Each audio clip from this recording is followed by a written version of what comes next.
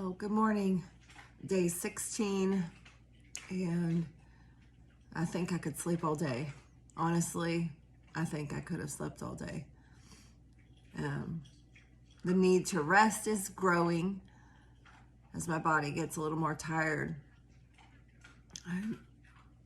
I just would love to sleep all the time. But obviously that's not possible. So today is Thursday. It is going to be a fairly easy day. I do have to sub and stay a little bit later at school today. But today's my RE day, my granddaughter day. So I pick her up after school's over, and we have a school meeting afterwards. So I'll be at school quite a bit longer than I normally am.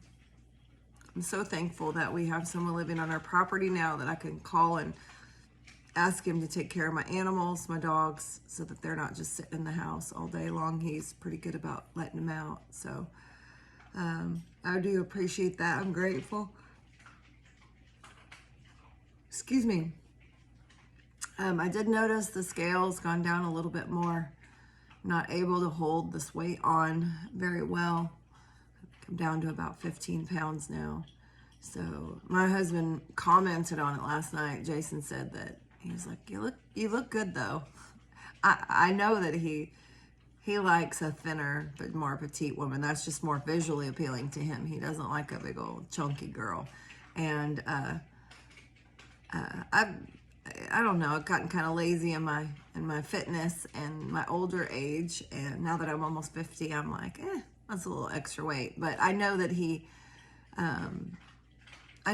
appreciates the way I look right now. I wouldn't mind staying a little bit lighter, but I just like to eat so much. And the things that I eat at this age just pack on the weight. So I am a little still worried about that. Still concerned at the rate that we're going, that I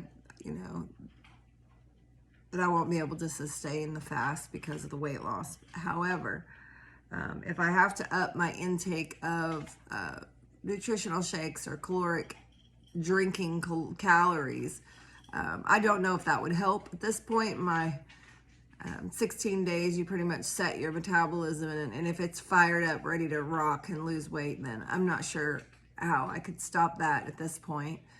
But I'm gonna try to combat that.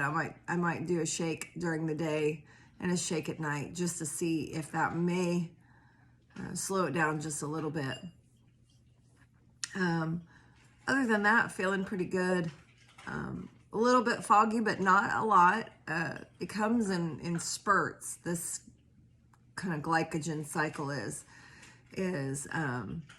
like, man, I feel like go, and then it'll wane, and I feel very lethargic and heavy again, and then it'll kick in again. So it's not like it was last time, though, where it was just solid for 5 days.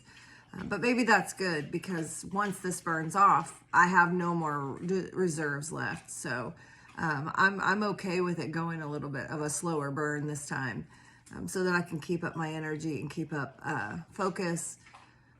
And I'm not doing any kind of damage to my body. I do have to drink water, more water. I just don't know why it's so hard to get water in, but I know that that's going to be key to the longevity of this fast, is drinking more water. I have got a serious case of the yawns. Not a cute thing on video, but this is for documentation. Kind of hoping, seeing how my face looks so hammered, that people don't actually watch this. Maybe I'll never release this. Who knows? But I like having the measuring stick. So day 16, pretty good. I just going to work, just having a normal day. I think I keep a normalcy in a fast is a little bit different. And I guess a lot of people know that I'm fasting. I don't know. I had a lady come up to me at church, and she was like, I know that you're fasting.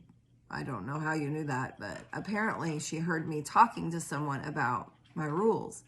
And she was like, I heard you tell someone that your rule is no chewing. Could you explain that to me? And I said, yes. And I explained that I don't chew gum. I don't chew candy. I don't chew, anything during my fast. That's just my rule. I mean, if I'm chewing, I'm eating. And so she was like, wow, that makes really good sense. And she goes, would that include ice? And I was like, well, if you chew it, that for me, it would be ice. I can't chew ice. I don't chew ice because my teeth are almost 50 years old. But I guess apparently she has an ice issue. And she was like, I think asking for herself, like, it probably wouldn't be okay for me to chew ice. And I said, well, I equate chewing with eating. So if I'm chewing candy, that means I'm eating candy. And if I'm chewing gum, I have a propensity to, once the flavor's gone, spit it out and get another piece, and I'm eating the gum. So I said I could go through a whole bag of cough drops or a bag of hard candy and say I'm fasting, but really I'm crunching that candy and I'm eating it. I'm eating candy. So I explained that to her, and she said that made sense to her. And I don't know if she's planning on a fast. I know our church is coming up, not next week, but the week after, starting their no sugar, no media fast. If that's what pastor calls. I know that there's a 2-week period of fasting. I don't know what he's going to call this time. Sometimes he goes real easy, and sometimes he feels to lean in a little bit. It's whatever he calls for the church, but typically it's last time a year and a half ago, I think, when we did it, or 2 or 3 years maybe, it was no sugar and no media for a week. And then the following week was no food. If you can. Everybody has issue with 7-day fasts, but they think it's too long. But a pastor usually leaves it up to the individual to, see what they can tolerate and what they can't. So everybody has different needs and abilities.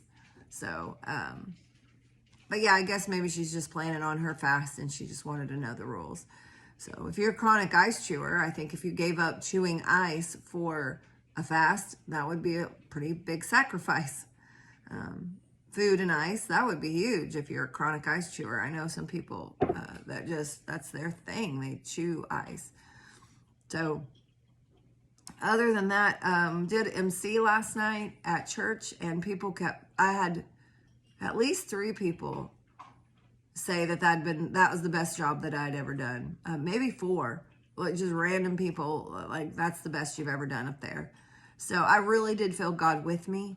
I felt strong. I felt confident. I felt different. I didn't feel the nerves. I mean, of course I felt a little bit nervous, but I think you'd be a robot unless you felt nervous standing in front of, 300 to 500 people plus all your online following. That's a pretty large amount of people. So I think you'd be crazy not to feel nervous, but I didn't feel that overriding nervousness. I had a calm and a peace. And to me, that just means that God is with me, that I can't do any of this without God. I can't be half of the person that I am without God. Not that I'm somebody, but you know what I mean? Like, I know what it's like to go without God, and I know how it feels to be void of Him. And I've even, since I've been a Christian, been outside His realm of protection, His umbrella of safety. He's lifted it off because of my disobedience and because of my actions. Not that He didn't love me, not that I wasn't connected to Him, not that I didn't have the Holy Ghost, but I made some choices that lifted His hand up off me, to kind of say, okay, if that's your choice, I can't be a party to that. So I know what it feels like, even in my Christian walk, to be without God. And last night, I really felt like He was with me. I just want to be better at speaking in public. It is kind of a passion of mine now since I've done this speech and drama class. Really enjoy speaking in public and kind of looking at it as an art or a craft and honing in on what their ears like. I don't want to be cringy. That's the worst part of that job, is it's kind of bland, and I don't want to be cringy. So, but I really feel like God was helping me last night, and I must have done a good job. A few people have told me that I did better than I've ever done. So, as long as I'm improving, I'll take it. But with God, I can do all things and endure all things. So that's where I'm at today, day 16. I have a singles event tomorrow night, and I kind of got to get focused for that. So we'll see what tomorrow brings. Until tomorrow.